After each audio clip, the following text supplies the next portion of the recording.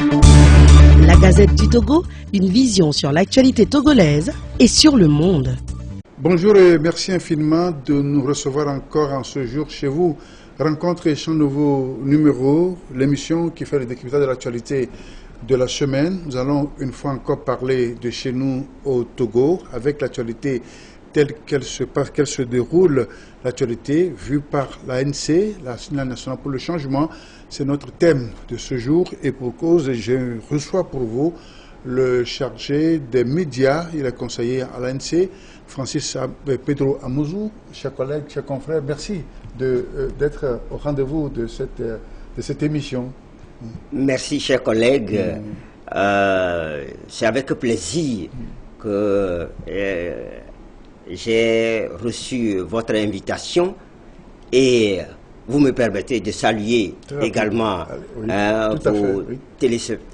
vos téléspectateurs et téléspectatrices. Ça fait longtemps, je ne suis plus passé. Pas d'état santé. Pas d'état santé. C'est une bonne chose. Dieu veille sur notre pays. C'est cela. Merci beaucoup, merci pour l'introduction. Bon, sauf que bon, on n'est pas seulement confrères, vous êtes plus que moi, vous êtes politique, n'est-ce pas? Oui, mon appartenance à la corporation, je ne nie pas cela. C'est cela. Mais il se fait que effectivement, oui.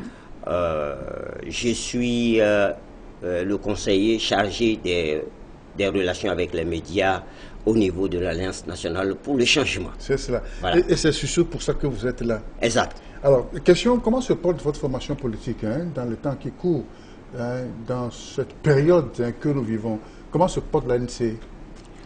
Je dirais que, comme tout parti politique, l'ANC, en tout cas, les premiers responsables et les militants, tout le monde se porte bien.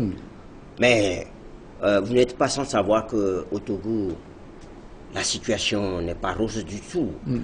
Que ce soit sur le plan politique, le plan économique, le plan social, c'est encore une autre plaie. Donc, comme tout parti politique, nous subissons les aléas de tous ces mots que je viens de citer. Et je peux vous dire que l'ANC fait de son mieux pour accompagner le peuple togolais. C'est ça. Voilà. Oui, alors finalement, quel regard vous portez sur la situation actuelle? Vous l'avez décrit rapidement en partie au plan social, au plan politique, au plan économique. Alors quel regard vous portez? Parce que, au fait, nous sommes en train de vivre une période, une période peut-être post-électorale, peut-on dire, parce que les élections sont finies, l'Assemblée nationale a pris place, le gouvernement a donné sa démission, nous sommes dans l'expectative de la formation d'une nouvelle équipe gouvernementale. Alors, quel regard portez-vous sur ces éléments qui font l'actualité chez nous au Togo? Personnellement, je suis triste pour mon pays. Cela l'est également pour mon parti politique. Parce qu'on ne peut pas vivre dans un pays où tous les signaux sont rouges. Et si vous prenez tout à l'heure la politique, est-ce que ça va dans notre pays? Comment se fait-il que depuis 1990, avec le processus de démocratisation, nous soyons ramenés dans les années 80, c'est-à-dire les années de plomb, c'est-à-dire toute cette lutte-là que le peuple togolais a menée pour s'émanciper, pour se développer, pour mettre en exergue la démocratie, l'état de droit, tout cela a été balayé totalement. Même la libre opinion et la liberté de presse, tout ça là, aujourd'hui, c'est compromis. Est-ce que c'est pas trop dur comme jugement, dire non, que non, tout ce qu'on a eu depuis les années 90, tout le processus, dire que, eh bien, c'est pas trop sévère? Il y a des exemples. Oui. Il y a un jeune étudiant qui a pris la parole au meeting de la société civile la dernière fois, dimanche dernier. Aussitôt après avoir terminé, son papa a été arrêté dans le Pendjal. Est-ce que la liberté d'expression, la liberté d'opinion, est-ce que nous l'avons encore? Est-ce qu'on peut arrêter un papa et pour peut-être les fautes que son fils a commises? Non. Non. Et nous sommes dans ce pays-là. Je peux encore aller plus loin. Il y a notre autre collègue, Marthe Faré, qui aurait publié une vidéo où à peine on voyait la dame qui parlait. Mais elle a passé un bon cas à la gendarmerie et devant le procureur, elle a été relâchée sous caution, mais son jugement est attendu dans 2 semaines. Est-ce que c'est la liberté d'expression? Pour ne prendre que ça. Si nous allons encore loin, et pour parler vraiment du vécu quotidien des Togolais, mais c'est la croix et la bannière. Les enseignants, et vous avez vu, les enseignants du supérieur, ils étaient en grève pour l'amélioration de leurs conditions de vie, conditions de travail. Mais vous avez vu ce qui s'est passé? On leur a dit, on va vous charger si vous n'arrêtez pas ça. Et on peut aller plus loin. La ménagère, hein, le panier de la ménagère, le bol du maïs aujourd'hui est à 1000 francs. Sinon un peu plus que ça. Si le bol du maïs est à 1000 francs, avec quoi on fera la chose pour que à la maison on puisse manger? Alors, allons un peu plus loin. Et la pluie biométrique que nous avons eue ces derniers temps, regardez Lomé, je dis la capitale, je ne vais pas plus loin. Jusqu'à présent... Oui, mais le mauvais temps, c'est un peu partout, les intempéries, on en connaît dans d'autres pays aussi. Monsieur Wilson, c'est pas parce qu'il y a du mauvais temps, ça se passe ailleurs que ça doit se passer chez moi. Qu'est-ce que nous avons fait pour résorber le problème? C'est là la situation. Et mon parti, d'ailleurs, le président de mon parti a écrit au chef de l'État pour dire, mais les inondations là, il va falloir que tout le monde s'asseye pour qu'on trouve une solution. Non, personne ne lui a répondu. Alors, nous sommes dans quel pays? Il faut que les choses soient dites de façon claire. Et pour qu'on comprenne qu'au Togo, ça va mal. Et je prends tous les secteurs possibles. Aujourd'hui, les syndicats ne peuvent plus même parler. On leur a bouclé la boucle. Et on est dans quel pays? On est dans quel pays? Donc, la situation n'est pas... je dirais la situation du Togo n'est pas à envier. Mais puisque nous avons des pays à côté de nous, nous voyons ce que ces pays-là font. Vous savez, le président Nana Addo, le mandat présidentiel c'est 4 ans. Il est en train de boucler 8 ans. Mais si vous arrivez, vous allez à Accra, vous serez ébahis.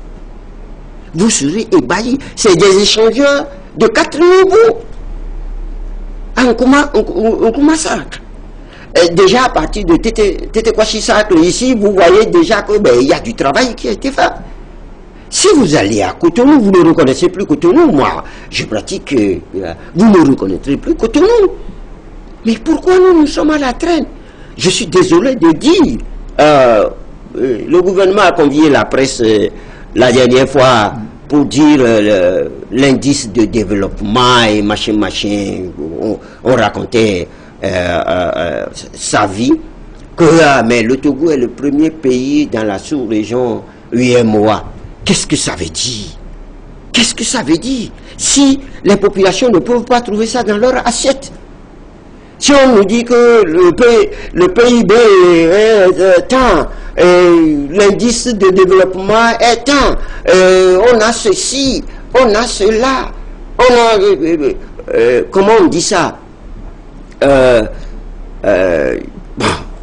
beaucoup de choses qu'on dit, mais que dans la rue, vous ne pouvez pas retrouver. À quoi ça sert de dire, de montrer la paperasse? C'est quoi le taux de croissance? Qu'est-ce que c'est que ces histoires-là? Le taux de croissance, on devait le retrouver dans la marmite. C'est ça qui permet aux citoyens d'avoir un mieux-être. C'est ça, non? Donc si on n'a pas ça, qu'on ne vienne pas nous bassiner en nous racontant des inerties. Vous m'excusez le terme parce que moi je viens d'un quartier. Je viens de dans les Kpossi. Mais je sais ce que les gens vivent là-bas dans ce quartier. Je sais ce qui se passe dans Bain. Au-delà de Bain, quand vous allez un peu partout dans Lomé, à Gouagnébé ici, eh bien, c'est la croix et la bannière. Donc, il y a quelque chose que nous devons faire ensemble. Ça. Les gouvernants doivent comprendre que c'est à nous, citoyens, de leur dire si nous sommes bien gouvernés ou pas. Mais si c'est à eux de nous dire qu'ils sont en train de bien nous gouverner, mais ils se trompent. Ils se trompent. Okay. Voilà. C'est un tableau pas reluisant. C'est ça. Mais c'est ça le Togo. C'est ça. Oui, alors, c'est ça le Togo, c'est ça votre lecture des choses, n'est-ce pas? Une lecture qui n'est pas très réalisante, vous le dites. Et alors, finalement, et au-delà, parlons maintenant de la chose politique proprement dite. Malgré tout cela, votre parti a pris part au dernier scrutin législatif et régional. Et est-ce que l'ANC, vu tout ce qui s'est passé, regrette d'avoir pris part à ce scrutin? Non, nous ne regrettons pas. Nous sommes même confortés d'avoir participé à ces élections-là. En quoi alors? Oui. Je vais vous le dire. Oui. Vous savez, dans l'adage populaire, on dit on ne brûle pas la case du menteur. N'est-ce pas? Oui. Non, la case du menteur, là, on enlève les pailles, on enlève tout, on enlève... Et on voit s'il y a des souris dedans. C'est ce que nous avons fait. Avant d'aller à ces élections, lorsque le parti a décidé d'y aller, avant d'aller, nous avons posé des pas. Si nous prenons le recensement électoral, quel est le parti qui a travaillé énormément sur le recensement électoral? Oui, tous les partis en ont parlé, mais nous avons fait plus. Nous avons écrit au chef de l'État. Nous avons écrit à la CENI, nous avons écrit au gouvernement et au Premier ministre pour leur dire, voilà, écoutez, vous ne pouvez pas vouloir faire des élections correctes, transparentes et équitables dans ces conditions. Dans ces conditions-là.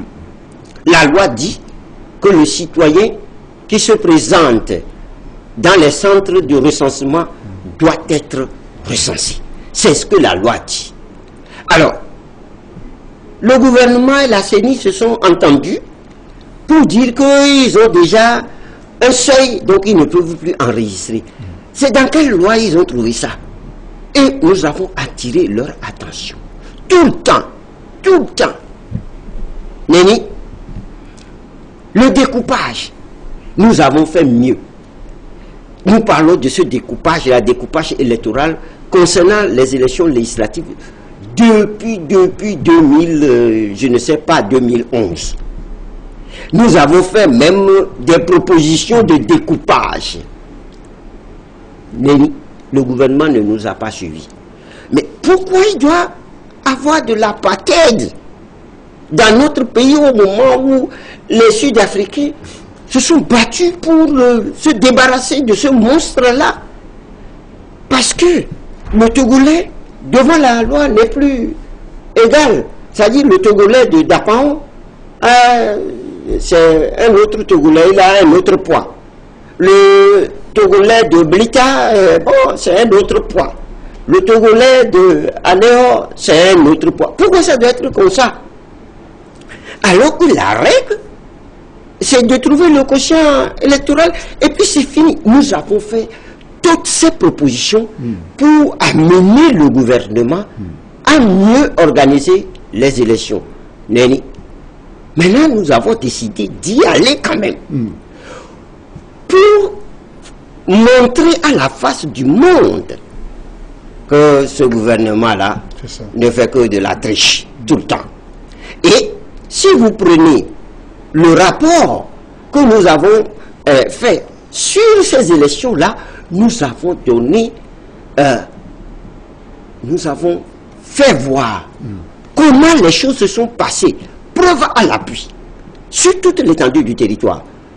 Monsieur Wilson, je peux vous dire que sur les plus de 14 000 bureaux de vote, l'ANC a mis plus de 14 000 délégués dans les bureaux de vote. Nous l'avons fait. Parce que souvent, ce qu'on vous reproche, c'est ça. C'est le manque de témoins, de représentants dans les bureaux. L'ANC a toujours mis des délégués dans les bureaux de vote. Maintenant, si ces délégués ont été chassés, et j'ai des exemples, puisque moi-même, j'avais la surveillance de la région maritime pendant ces élections. Mais vous ne pouvez pas imaginer combien de préfets j'ai appelé, combien de présidents de CELI j'ai appelé. Je donne le cas toujours du président de la CELI de laver. Le matin déjà, le matériel n'y était pas dans les bureaux de vote. J'ai dû l'appeler pour dire, mais la loi dit que les élections commencent à 7 heures. 7 heures, oui. Il est 9 heures, mais il y a des bureaux de vote qui n'ont pas. Qu'est-ce qui se passe? Il faut faire diligence. Puis, ce sont nos délégués qui ont été chassés. Et surtout quand notre délégué à la CELI de Lavé a été chassé, j'ai été informé, notre collègue m'a appelé immédiatement. J'ai dit quoi? Pourquoi on doit te chasser? On ne peut pas te chasser. En temps, on avait chassé déjà les gens dans les bureaux de vote. Eh bien, pourquoi on doit te chasser? Alors je prends sur moi d'appeler le président une seconde fois. Il me répond vertement pour me dire, mais qu'est-ce que moi je veux? J'ai dit, mais vous ne pouvez pas, la loi vous fait obligation. Le code électoral, article 82, 83, 84 et suivant, vous empêche de faire ce que vous êtes en train de faire là. Il dit, ah non, que lui va aller compiler les résultats dans son bureau. À lui. Oh, la loi dit, non, ça ne se fait pas comme ça. La compilation des résultats, c'est portes et fenêtres ouvertes. Dès lors que vous rentrez dans votre bureau fermé, alors là, vous êtes en train de faire quelque chose que la loi n'a pas prévu. Ah, mais il a commencé. Qui chasse les délégués dans les bureaux de vote? J'ai dit, dans les bureaux de vote, il y a d'abord les nervis du parti au pouvoir. Parce que dans les bureaux de vote, il y en a partout. J'en ai vu dans les postes ici, hein, j'en ai vu moi-même. À EPP, à Classou, oui. J'en ai vu moi-même. Ce n'est pas, je ne raconte pas ces nervis-là sont outillés, eux ils appellent ça comment? Quoi, zone? Des responsables zones, ils font n'importe quoi, ils rentrent dans les bureaux de vote et ils chassent les délégués de l'opposition. Il n'y a pas que les délégués de l'ANC seuls qui sont chassés. D'autres délégués d'autres partis sont également chassés. Mais à supposer que eux, c'est des nervis et on peut les punir après. Le président de la CELI, les présidents de CELI ont fait la même chose sur l'ensemble du territoire national. C'est pour ça que j'appuie. Finalement, quand j'ai menacé le président de l'AV que j'allais le cataloguer sur les réseaux sociaux avec son image, il a pris peur. C'est à ce moment-là qu'il a rappelé notre délégué pour que ce délégué-là reprenne sa place. Quand le délégué est allé, jusqu'à aujourd'hui, hein, on n'a pas repris les travaux. Les travaux n'ont pas été repris. Et pourtant, on a donné des résultats de l'AV sans notre délégué. Donc, il y a beaucoup de choses. Je peux vous parler d'une autre région très loin pour vous dire que à Bouloou, dans la plaine de Meaux, la préfecture de la plaine de Meaux, le chef du village a pris sa chaise et il est allé s'asseoir dans le bureau de vote et il a dit, ici, pas d'opposition. C'est uni 100%. Et c'est ce que nous avons eu à Bouloou. Je peux parler de Tindiassé, je peux parler de Bassa, je peux parler de que ce soit à Nanergou, dans le Tone là-bas, je peux parler de cette... Parce que nous avons de la documentation sur chaque cas. Et nous l'avons montré à la presse pour dire, voilà comment les choses se sont passées. Nous avons des vidéos qui montrent que les agents des bureaux de vote sont en train de changer les procès-verbaux. Et nous avons envoyé ces vidéos-là et ces audios à la Cour constitutionnelle. Mais la Cour constitutionnelle a balayé ça d'un revers. Non, il y a des choses que nous ne pouvons pas accepter dans notre pays. Au XXIe siècle, on vole les élections à ciel ouvert. Nous devons arrêter cela. Ce n'est pas bien pour l'image de notre pays. Ce n'est même pas bien pour le parti qui se dit il est très fort. Lorsque vous êtes fort, est-ce que vous avez besoin de voler avant d'être fort, de gagner une élection? Si vous êtes si populaire, pourquoi vous devez voler les élections? Devant, je vous dis, à ce plateau, j'ai assisté moi-même à Banbé. Je dis bien à Banbé. Le président, mais oui, le président national y était. On était en plein meeting quand nous avons été envahis par les militants, en tout cas des gens portant le t-shirt uni. Ils sont venus une fois, nous n'avons pas réagi. Ils sont venus une seconde fois, nous n'avons pas réagi. Une troisième fois, une quatrième fois, ils sont venus. Alors là, nous nous sommes dit, mais vous nous embêtez. Est-ce que c'est ce que la loi dit? Nous avons appelé à la rescousse les forces de l'ordre, mais les gars sont restés comme ça à nous regarder. C'est quand nous avons décidé maintenant de réagir qu'ils ont commencé par faire des choses. Et ça, c'est si la chef du gouvernement. Comment nous pouvons accepter ces choses-là? On ne peut pas les accepter. Donc, finalement, notre participation à ces élections-là, c'est pour montrer la face hideuse du parti au pouvoir. Donc, nous ne regrettons pas d'y avoir pris part. Voilà ce que je peux dire de ces élections. Donc, ces allégations de fraude dont vous parlez, de ce que vous avez vécu et vu sur le terrain, ne vous ont pas empêché, n'est-ce pas, de présenter. Et vous le saviez avant tout à fait, n'est-ce pas? Vous saviez qu'il y aurait ces écueils parce que depuis le découpage dont vous avez fait cas, vous savez que ce ne sont pas des élections qui seront claires. Il y a des gens qui ne comprennent pas, qui nous font la reproche et disent mais nous savions et nous sommes allés. En politique, il faut savoir marquer son adversaire à la culotte. C'est de ça qu'il s'agit. Si nous n'étions pas, est-ce que nous pouvons réagir? Il faut que les gens comprennent très bien les choses. Si nous n'étions pas, nous ne pouvons pas réagir.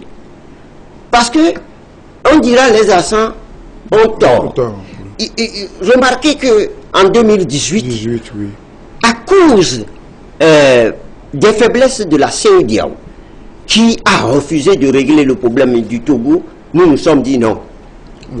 On ne va pas y aller pour que la CEDEAO puisse comprendre que lorsqu'on est dans un dialogue politique, on n'appuie pas un parti contre un autre parti. En réalité, nous n'avons pas refusé d'aller à ces élections en 2018. Mais nous avons voulu que la CEDEAO puisse jouer pleinement son rôle d'arbitre. Mais elle a décidé d'appuyer le pouvoir. C'est pour ça que nous ne sommes pas allés à ces élections-là. Et la population n'avait pas aimé à l'époque aussi. Hein? Écoutez, en ce moment, non. La population était en phase avec nous. Ce n'est qu'après Ce n'est qu'après que la population a dit non, vous devez y aller. Vous savez, en certains politique... pensent que c'est l'opinion populaire. Non. En politique, oui. Je ne suis pas un grand politicien, mais j'ai fini par comprendre que à un moment donné, vous devez prendre des décisions. Elles peuvent vous ouvrir la voie, elles peuvent également vous fermer la voie. Ça, c'est la politique. Au moment où vous prenez cette décision-là, cette décision, elle est juste. Mais après... En ce temps-là, oui. En ce temps-là, on ne pouvait pas. Puisque nous sommes allés à Conakry, et on nous a dit 8 à la CENI, et le président, les deux présidents là vont nous envoyer quelqu'un. Nous arrivons à Lomé, on dit que ce n'est plus ça. Alors, à quoi ça sert de discuter et de tomber d'accord? Et puis après, on ne respecte plus ça. Donc nous sommes des gens responsables. Quand nous signons quelque chose, nous voulons que ça soit respecté. C'est pour ça qu'en 2018, nous ne sommes pas allés à ces élections-là. Et aujourd'hui, nous savons ce que ça coûte. Nous emportons l'entière responsabilité. Parce qu'en politique, il faut s'assumer. Et nous assumons. Clairement. Tout à fait. Là aussi, nous avons décidé d'y aller. Nous assumons pleinement les décisions que nous prenons et nous donnons les explications qu'il faut pour que la population comprenne les conditions dans lesquelles nous avons fait ci, nous avons fait ça. Si nous n'étions pas allés à ces dernières élections, je vous assure que le pouvoir sera tranquille aujourd'hui. Mais je peux vous le garantir, il n'est pas tranquille. Est-ce qu'il n'est pas tranquille? Non. Oui, alors, il n'est pas tranquille. Et la preuve, ils ont 108 députés, vous en avez seulement 5, toute opposition confondue. Monsieur Wilson. Pourquoi ça les gêne? Monsieur Wilson, oui. Lorsque vous voulez faire un régime parlementaire, c'est ce que même ils disent, hein. Quoique nous n'avons pas un régime parlementaire au Togo. Pour le moment, non. Vous voulez faire un régime parlementaire. Et c'est avec un... voter, adopter. Je vais revenir là-dessus. Oui. Et c'est avec un seul groupe parlementaire. Alors vous vous entendez entre vous là-bas. Ce n'est plus un régime parlementaire. C'est quelque chose qui ne répond même pas à un régime présidentiel ni semi-présidentiel. C'est un truc hybride comme ça qui n'existe nulle part au Togo. Maintenant, qui sont ceux qui ont adopté une telle constitution? Et dans quelles conditions ils ont adopté cette condition? Je vais commencer comme ça pour que vos téléspectateurs puissent comprendre. Quand le président Macron a suspendu l'Assemblée nationale, mais tout s'est arrêté en même temps. Même les dossiers qui étaient en passe d'être sont arrêtés. Parce que les députés qui sont là ne peuvent plus agir au nom de la République française. C'est une dissolution qui a été prononcée par le président français.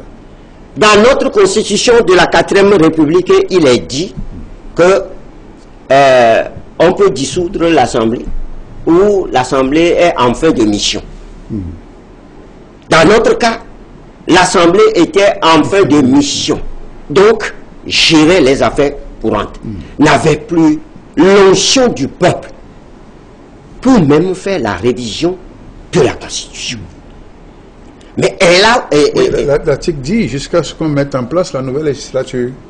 Mais il y a d'autres articles, l'article 59 qui dit qu'on ne peut pas toucher à cette Constitution-là si on ne va pas au référendum. Il y a d'autres articles qui disent que le président de la République... Bon, et prenons l'exercice comme ça. À supposer que le président de la République ait dissous l'Assemblée nationale. Et que ceux qui sont dissous là sont en place en attendant le renouvellement de l'Assemblée nationale. Est-ce que dans ce laps de temps-là, ils peuvent prendre des lois contre le président de la République qui les a dissous? Non. S'ils ne peuvent pas le faire, ils ne peuvent pas faire l'autre aussi. Puisque c'est un package, une constitution, et on ne prend pas une partie, et puis on laisse l'autre partie. Non. C'est un ensemble. C'est un ensemble. Donc, ceux qui ont fait ça, je voudrais, en face de la population, je voudrais le dire clairement. Ils ont trahi le peuple. Et cette trahison, ils vont la payer. Tôt ou tard, quel que soit le temps que ça va faire, ils vont la payer. Parce que c'est un crime imprescriptible contre la nation. Donc, nous sommes en phase. Quand c'est arrivé, quand ils ont commencé en catimini par étudier cette loi-là, vous vous souvenez que c'est l'ANC qui a trouvé le test. Le test qui était en étude à la commission des lois. Et nous avons dit, pas question. Il faut rendre public ça.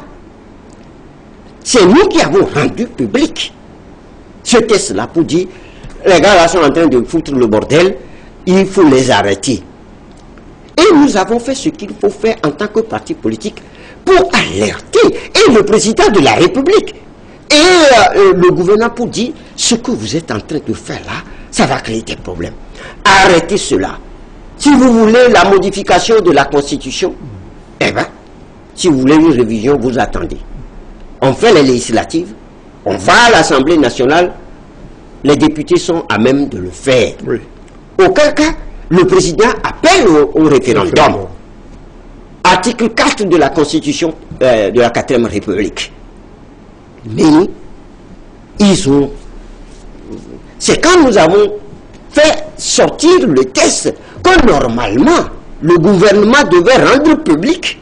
Ensuite, l'Assemblée nationale devait rendre public. C'est quand nous l'avons sorti qu'ils ont couru pour adopter ce test-là, notamment le 25 mars 2024.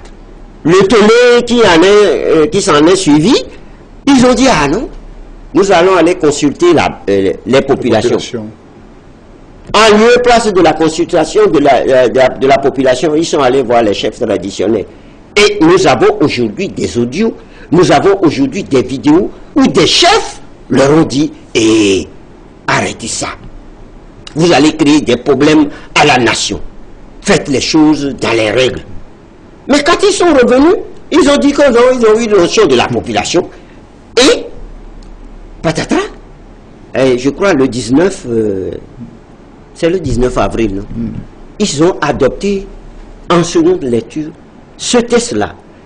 Monsieur Wilson, je peux vous dire que ce test a été adopté.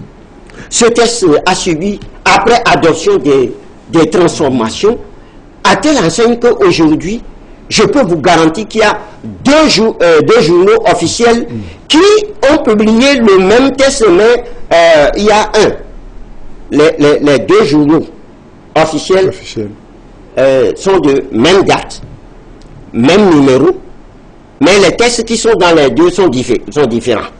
Je n'ai jamais vu ça. C'est pas la même version? J'ai dit les tests sont différents. Nous, on a les preuves de ce que nous avançons.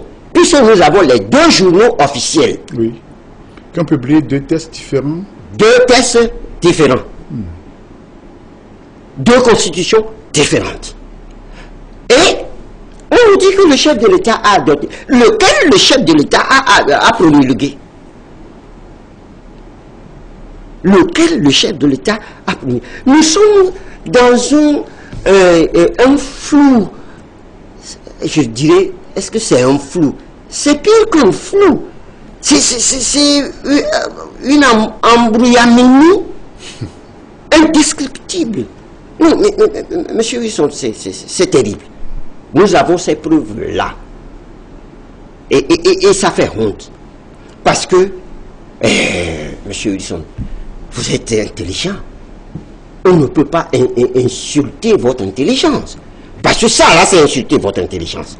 Et nous n'accepterons pas qu'on insulte notre intelligence. Ce peuple est un peuple travailleur, un peuple paisible, un peuple qui ne demande pas trop, un peuple affable, mais qu'on est en train de rendre, je ne sais pas quel qualificatif je vais donner à ce peuple-là. Nous avons tout perdu. Nos valeurs, nous les avons toutes perdues. L'éducation nationale, c'est une plaie. aujourd'hui, mais avant, on disait partout en Afrique et ailleurs que le Togolais est bien éduqué, il est travailleur. Aujourd'hui, ce n'est plus la même chose. Le Togolais est devenu une mauviette. Que les Togolais m'excusent, ça si je dois qualifier les choses pour que les gens puissent comprendre. Le Togolais est devenu une mauviette. Hein? Un paresseux. Hein? Quelqu'un qui veut avoir beaucoup d'argent sans travailler. Ce n'est pas possible. C'est ça la gouvernance dans notre pays. Et ça, nous devons changer ça. Puisque, M. Wilson, si dans un pays, on peut affamer son peuple, et pendant les élections, on donne un sachet de riz à quelqu'un pour le forcer à voter, et il faut dire que nous sommes tombés si bas. Non seulement on donne un sachet de riz, on donne des objets sexuels. Voilà des gens qui, pendant les élections, distribuent des strings, distribuent des condoms, distribuent des... Et puis tout cela estampillé le parti. C'est extrêmement grave. Nous sommes, c'est-à-dire nos valeurs... C'est en même temps une campagne contre ce que vous savez, bien sûr, M. Amouzou. Mais j'étais en plein dans la campagne, j'ai vu ce qui se passe. Vous savez, quand on met des jeunes dans des camions sonorisés pour faire du bruit, et que la nuit, moi je vois ce qui s'est passé là, et qui se passe, et que tout le monde sait comment ça se passe, je dis, mais nous sommes tombés si bas. Très bien, on va évoluer dans le débat, monsieur Bon, je vous donne tout ce qui s'est passé pour que je suis tout à fait les populations comprennent. Je souhaiterais qu'on puisse quand même évoluer, n'est-ce pas? Mais je suis d'accord, je suis à votre entière disposition, c'est pour ça que je suis venu. Merci beaucoup. Et alors on va évoluer justement en parlant de l'Assemblée nationale qui a pris fonction, qui a pris service avec toutes les étapes qu'on a traversées. Et votre parti ne répond pas à l'appel, plus de la chaise vide. Ils sont 5 à être élus au nom de l'opposition, et il y a seulement 3 qui répondent, il y a 2, dont justement M. Jean-Pierre, votre président de votre parti, qui ne répond pas. Est-ce que ça n'aura pas d'incidence après sur le parti? Avant de répondre à votre question, oui. M. Wilson, permettez-moi de demander au peuple togolais pourquoi, ou bien le peuple togolais n'a qu'à se demander pourquoi ces 5 qu'on a donnés à l'opposition. On a donné? Vous dites donné? Mais au vu de tout ce que nous avons, c'est ça. On a décidé que l'opposition doit avoir 5 députés. Pourquoi ils ont fait ça? Ils ont fait ça pour consacrer leur 5e République. Et ils attendaient que l'opposition aille valider cette connerie-là. Vous m'excusez le mot. Et c'est ce que nous avons compris. Lorsque vous êtes un parti politique, vous luttez pour que le peuple puisse mieux se retrouver. Alors, vous faites les choses en respectant ce peuple-là. Quand on a traficoté complètement les résultats et que nous savons que ce ne sont pas les vrais résultats, puisque la CENI n'a fait que des totaux globaux sans nous donner ce qui a donné ces totaux globaux-là. Alors nous avons bien compris.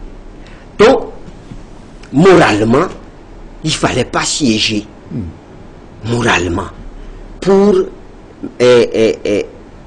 dire que la façon dont les élections se sont passées, ce n'est pas bien. On ne peut pas faire des choses comme ça. Plus, pour dire que nous ne sommes pas d'accord avec cette constitution. La preuve, quand vous prenez les arrêts de la Cour constitutionnelle et de la Cour suprême, qu'est-ce qu'ils ont dit? Qu'est-ce qu'elles ont dit plutôt? Vu la constitution de la 4e République, vu sont élus tel et tel et tel. Et puis à l'Assemblée nationale, les gens y vont, ils s'asseyent et on dit, ah, non, nous on a une autre constitution. Que la Cour constitutionnelle n'a pas invoqué, que la Cour suprême non plus n'a pas invoqué. Ah, mais vous, maintenant là, que vous êtes élu sur l'autre constitution, c'est cette constitution-là que vous allez appliquer. C'est ce rôle-là qu'on veut nous voir jouer. C'est-à-dire, aller appliquer une constitution rejetée. Un test, je ne parlerai pas de constitution parce que ce qui est là, ce n'est pas une constitution. Un test comme ça, que le peuple souverain a rejeté. Non, nous sommes du côté du peuple et nous ne pouvons pas aller siéger. Monsieur Huisson, je peux vous dire que là, aujourd'hui même, voilà, ce ne sont pas les populations qui nous demandent d'aller siéger. C'est plutôt le pouvoir qui fait des pieds et des mains pour que nous allions siéger. Parce que c'est la honte internationale. Nous savons ce qui se passe. Hein. Nous n'avons rien à cacher à vos téléspectateurs. Non, nous savons. Mais ils vont tout faire. En tout cas, en ce qui concerne l'ANC, nous n'allons pas siéger. C'est ça. Pour cautionner l'immoralité, nous n'allons pas le faire. Nous sommes un peuple bien, que les gens respectaient naguère. Aujourd'hui, personne n'a de respect pour nous. Et vous allez, quand vous sortez du Togo, mais c'est de la raillerie. On se moque de nous, on dit, les Togolais là, vous là, vous ne valez rien. Vous laissez des choses comme ça. Non. Il faut qu'à un moment donné, des gens puissent dire stop. Stop. Et nous disons stop à ce régime-là. Est-ce qu'une prochaine fois, quand vous allez encore demander à ce peuple leur suffrage, est-ce qu'il va vous l'accorder encore? Parce que, quand même, au nom de la morale aussi, on peut respecter cette minorité qui vous a accordé sa confiance. Écoutez, la population, elle sait que ce n'est pas ça qu'il nous a donné. Donc, nous ne faisons que respecter cette population-là. Maintenant, la question que vous me posez, c'est le président national, notre président national Jean-Pierre Farr qui dit, nous sommes de vieux loups. On ne nous apprend pas à hurler. Vous savez, prenez le président François Mitterrand, qui a écrit un grand livre, Le coup d'État permanent. C'est le titre du livre. Le coup d'État permanent de François Mitterrand, toute sa vie, même en étant président, François Mitterrand a toujours contesté la Constitution de la 5e République française. Il dit que c'est un coup d'État permanent. Et c'est vrai, il a démontré dans son livre. Mais cela n'a pas empêché M. François Mitterrand, en 1965, si je ne m'abuse, d'être candidat pour la première fois, et d'y aller encore, et puis en 81, et de gagner sous une constitution. Quand il est venu, il a arrangé ce qu'il voulait arranger. Donc, nous sommes dans ce moule-là. Pour dire, il ne faut pas que les gens pensent que nous sommes des fous. Hein. Nous ne sommes pas des fous. Nous ne sommes pas non plus des masochistes. Quand les élections vont arriver, nous irons aux élections si nous n'avons pas d'autres moyens pour le moment, pour dégager ce pouvoir-là. Parce que c'est le seul moyen. C'est le seul moyen pour contrer ce pouvoir-là en attendant de trouver mieux. Je parle clairement en attendant de trouver mieux. Parce que si nous trouvons un autre moyen pour dégager ce pouvoir-là, nous allons le dégager. Je sais que ce que je dis là, j'appelle l'anathème sur moi. Mais je m'en fous. À mon âge aujourd'hui, je n'ai plus peur de rien du tout. Parce que je voudrais qu'à ma mort, mes descendants puissent se dire, écoutez, ils ont fait quelque chose pour nous. Je ne voudrais pas aller 2 pieds ou 3 pieds sous terre et me morfondre là-bas en voyant mes progénitures en train de souffrir sur terre, ici. Ça, je ne voudrais plus jamais.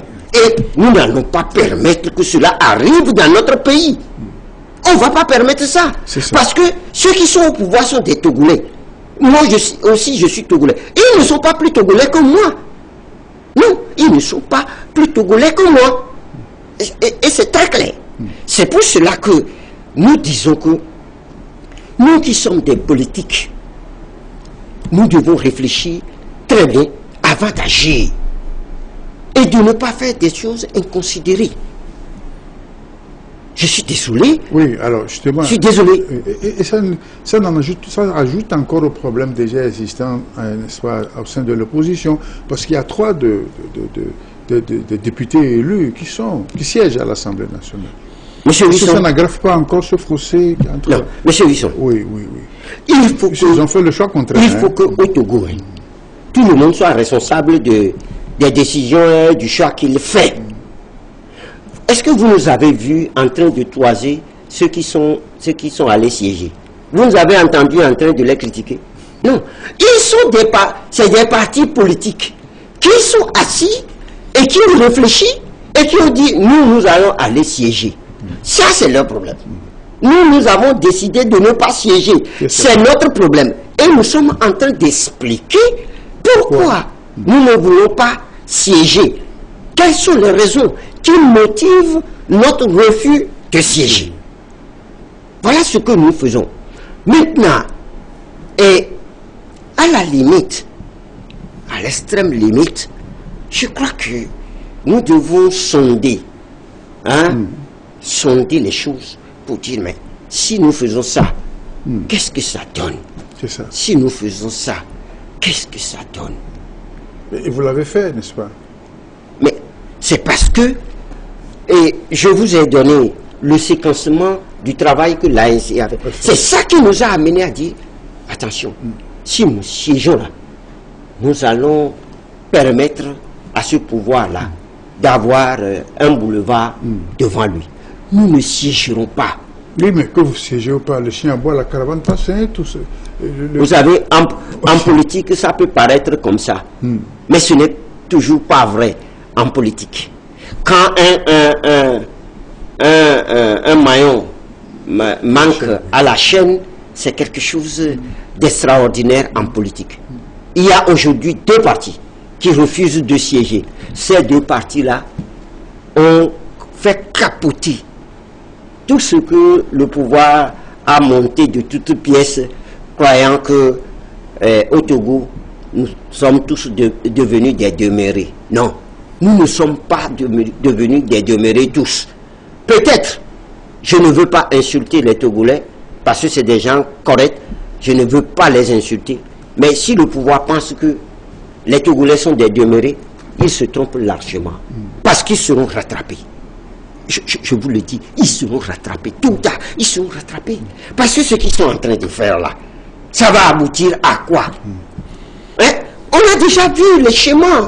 Mobutu Sese Seko, Kuku Gbendu, Wazabanga, Idi Amin Dada, Gafa El Nimeri du Soudan.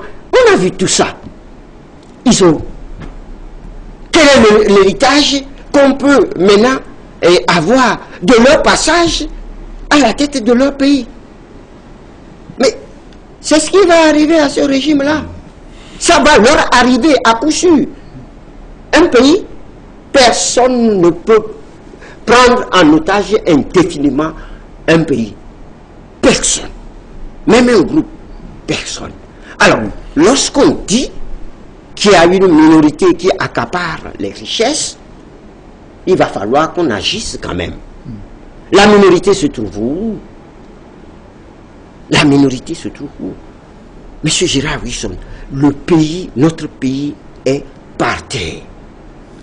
Et on vole à ciel ouvert. Le détournement de deniers publics est endémique. Et je dirais même systémique. Et je vous donne toujours des exemples. Nous, à l'ANC, nous donnons toujours des exemples. Est-ce que vous savez que le siège de la Nonato, c'est avec 7 milliards on a construit ça. Et avec 7 milliards, ce bâtiment-là, à peine 4 ans, 5 ans, là, on doit casser ce bâtiment parce que c'est mal construit. Et personne ne dit rien. On n'interroge même pas ceux qui ont fait ça. Et Et les choses sont comme ça. L'argent pour construire les routes disparaissent et personne ne dit rien. Mais nous sommes dans quel pays? Très bien. Alors, M. Mouzou, permettez qu'on prenne un peu de recul, hein, au-delà de tout ce que vous avez dit, toutes les accusations portées contre le régime et qui expliquent, n'est-ce pas, cet état du pays et de la nouvelle assemblée qu'on a obtenue. Qu'avez-vous vous-même à l'opposition à vous reprocher, à vous situer comme stabilité? Rien ne vous incombe dans tout cela? Voilà. Des gens sont en lutte. Monsieur Wilson, vous voilà des gens qui sont en lutte pour faire en sorte que le régime qui est en train, qui met le peuple en esclavage, puisse cesser de le faire, et on dit que c'est eux. Non, je refuse. Je refuse à qui que ce soit de dire que l'opposition a commis des bêtises ou des erreurs. Je refuse ça, parce que ça n'est pas facile. Monsieur Gérard Wilson, j'étais journaliste, je suis rentré dans la politique, je sais ce que ça veut dire. Je sais ce que ça veut dire. Et je ne permettrai à personne, que ce soit au sein de l'opposition, je ne permettrai à personne de dire l'opposition a fait ceci. Vous avez posé la question certainement, parce qu'il n'y a pas, il y a 48 heures, il y a un parti politique, un responsable de parti politique qui a dit que au nom de l'opposition, il présente des excuses à la position. Qui lui a donné le mandat d'aller parler en notre nom? Et lui, il a quel parti? Non, je ne veux pas faire de... Je ne veux pas insulter. Mais il a quel parti? Qui sont ces militants? Qui sont ces militants? De quoi ils se mêlent? Nous connaissons. Oui. On ne peut pas... Et j'ai lu Jeune Afrique. Il a intervenu dans Jeune Afrique. Et ça là, on prend ça. Et partout on dit, oh, l'opposition togolaise là, elle ne vaut rien. C'est ça. Monsieur Wilson, j'ai côtoyé, j'ai vu, j'ai discuté de vive voix avec monsieur Nelson Mandela. Je ne suis rien, hein, mais par la force des choses, je me suis retrouvé à maintes reprises en Afrique du Sud. J'ai parlé avec Nelson Mandela. J'ai parlé avec Desmond Tutu. J'ai parlé avec Thabo Mbeki, tout ça là, Jacob Zuma. Je n'ai pas vu M. Ramaphosa, l'actuel président, lui non. Mais ce que je viens de citer, il y a d'autres, on a eu des discussions. On a voulu savoir comment ils ont fait. C'est ça. Nelson Mandela, il était en prison. Ses collègues pouvaient aller négocier derrière son dos. Personne ne l'a fait. Parce que c'est lui qui incarnait la lutte. Personne ne l'a fait. Voyez-vous, Nelson Mandela, personne n'a jamais dit qu'il a commis des erreurs. Écoutez, ils ont pris même les armes. Ils se sont battus ils se sont battus avec les Kata de Boutelesi, Mangoussoutou Boutelesi. Mais c'est après la lutte là, après que a abouti, ils ont fait la paix. Personne n'a dit en Afrique du Sud que tel a fait ceci, tel.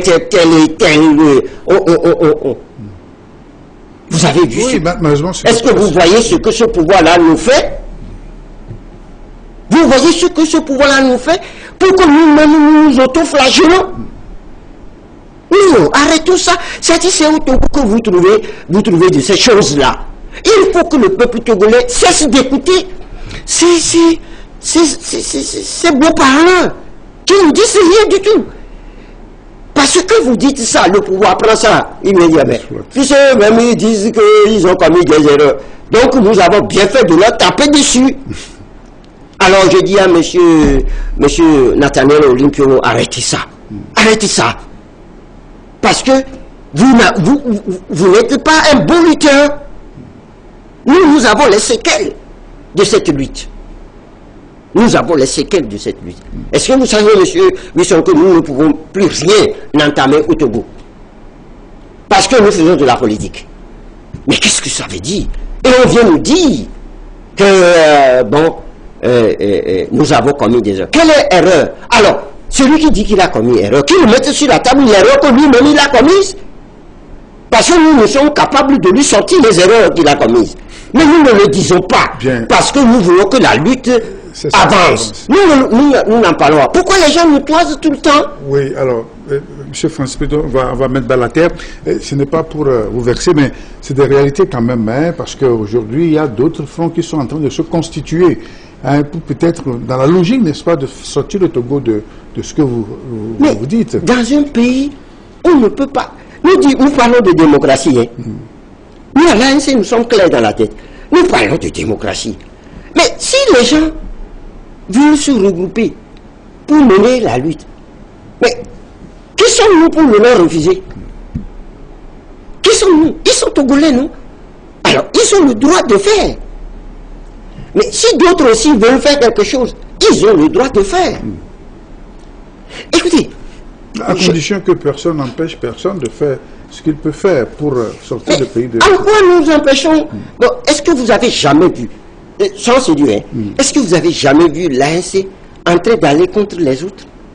Mais c'est plutôt, on est contre l'ANC. Tout ce qui se dit là, tout ce qu'on raconte tous les jours, si nous devons prendre ça en compte, ben on n'existerait même plus. N'est-ce pas? Donc nous disons, nous avons à notre Conseil national du 10 octobre 2020, nous avons dit, nous avons fait plusieurs expériences de regroupement. Je dis ça calmement. Oui. Nous avons fait plusieurs expériences de regroupement. Et nous avons trouvé que tout ça là s'est retourné contre notre parti. Alors, nous ne sommes pas fous pour continuer par faire les mêmes choses. Alors nous savons que dans un pays, on ne peut pas dire, bon, je n'ai plus besoin des autres. Non.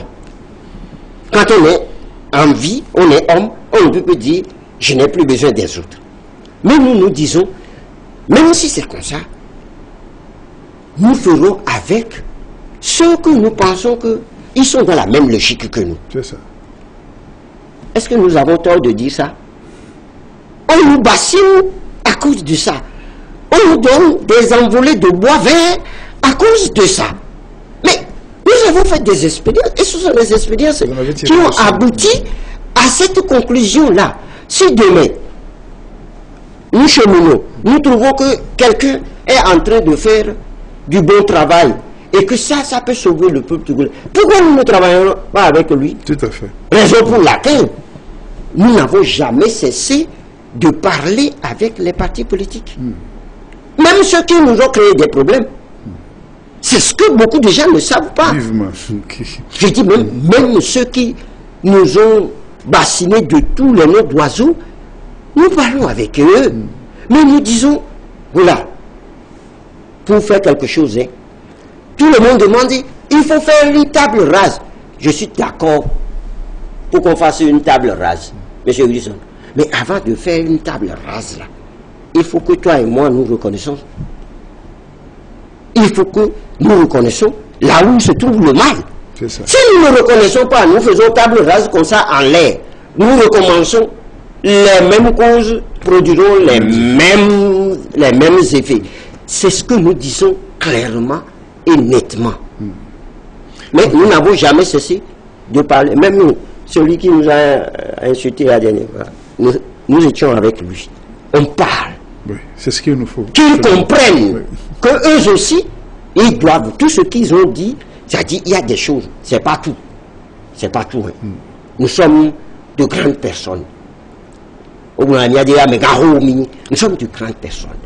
Il y a des manières pour reconnaître que, entre-temps, là, ce qu'on avait fait, ce n'est pas bon. Très bien. Et ça, des gens intelligents pouvaient voir ça.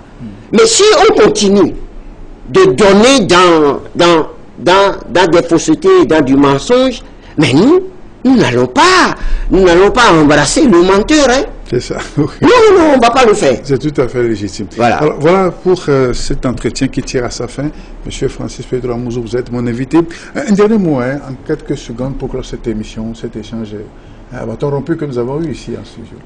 Oui, Monsieur Wilson, vous avez reconnu ma verve. Quand je suis convaincu de quelque chose, je le dis avec les mots qu'il faut, avec même les gestes qu'il faut. C'est cela. Je suis à l'ANC parce que j'aime vraiment mon pays. Franchement. Oui, le pays passe avant tout. Tout le monde aime bien son pays. Hein? Ah, moi, je dis pour moi. Quelqu'un aussi dit pour lui. Oui, d'accord. Voilà. Donc, j'aime vraiment mon pays. Et ce que je vois aujourd'hui me peine beaucoup. Et je regarde mon enfance, je regarde mon âge adulte, et je regarde mon âge actuellement, et je regarde tout ce qui se passe. C'est avec beaucoup de peine. Ce pays a été détruit complètement. Surtout, on lui a enlevé ce qui faisait notre pays, son âme. Et je voudrais que ceux qui sont au pouvoir comprennent cela. Parce que tôt ou tard, on ne pourra pas leur pardonner ça. C'est maintenant qu'ils doivent comprendre ça. Parce que tôt ou tard, on ne pourra pas leur pardonner. Mais je demande que le peuple togolais aussi cesse d'écouter tout ce qui se dit. Hein? Parce que en écoutant tout ce qui se dit, on finit par ne rien faire. On tombe dans la résignation. Et c'est ce que ce pouvoir-là veut. Tout ce qui s'est dit, c'est pour que le peuple se résigne, pour qu'eux puissent continuer par faire ce qu'ils veulent faire. Donc, je demande courage à ce peuple-là que je connais très bien, jusqu'au tréfonds, parce que 385 ou 390 cantons au Togo, je peux me targuer de connaître plus de 300. Sans compter les petits villages dont je parle. Donc, je connais bien ce pays et je demande humblement à Dieu Tout-Puissant de continuer par bénir. Parce que ailleurs, non, il n'y aurait plus pierre sur pierre. Et il faudrait que le pouvoir le comprenne très bien. Puisqu'on nous a dit, si vous voulez le pouvoir, prenez les fusils. Mais nous sommes intelligents. Nous savons que le fusil ne règle jamais rien. C'est pour ça que nous... Mais si on pousse le peuple vers là, eh bien, un bon matin, ce n'est pas Francis Pedro qui vient prendre les armes, mais c'est d'autres qui les prendraient, mais... Et ça va barder. Voilà ce que je peux dire en ayant encore une pensée pieuse pour mon pays. Dieu est le Tout-Puissant, il est grand. Il veillera sur nous. J'aime bien ce mot de conclusion. Dieu Tout-Puissant, il est grand, il va veiller sur nous. Qui veille sur le Togo. Et puis c'est un pays béni. Nous sommes un peu profondément croyants. Et nous espérons croire que bien cette paix de Dieu, cette main de Dieu, elle sera toujours sur nous. Merci Francis Pedro d'avoir été mon invité. Merci chers collègues. C'est tout un plaisir d'être à ce plateau avec vous pour débattre de notre pays. Pourquoi pas. Hein? Je serai toujours là. Chaque fois que l'invitation me parviendrait. Merci bien. Merci à vous, amis téléspectateurs. C'est la fin de ce numéro de Rencontre et Échange. Je rappelle que M. Francis Pedro Amouzou est mon invité. Il est chef des médias, des relations avec les médias. À l'ANC, il était mon invité. On a fait le tour de l'horizon de l'actualité. L'actualité vue par l'ANC, son parti politique. On se retrouve samedi prochain pour d'autres réflexions. Au revoir et à très bientôt. La Gazette du Togo, une vision sur l'actualité togolaise et sur le monde. Rejoignez-nous sur le www.lagazettedutogo.com ou sur nos comptes Facebook, Twitter et YouTube. Pour tout contact, écrivez à contact@lagazettedutogo.com ou appelez le 92 80 88 53. La Gazette du Togo, c'est l'information en continu.